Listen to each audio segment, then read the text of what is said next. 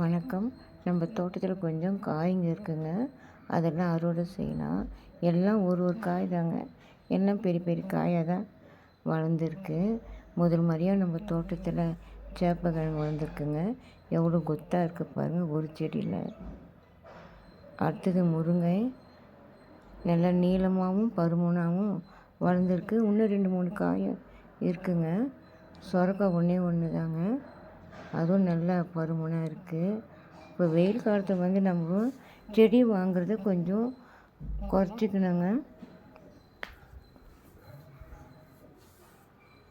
நம்ம என்ன தான் செடி வாங்கி நடவு செஞ்சால் கூடங்க இந்த வெயிலில் அவ்வளோவா வளர செய்யாது.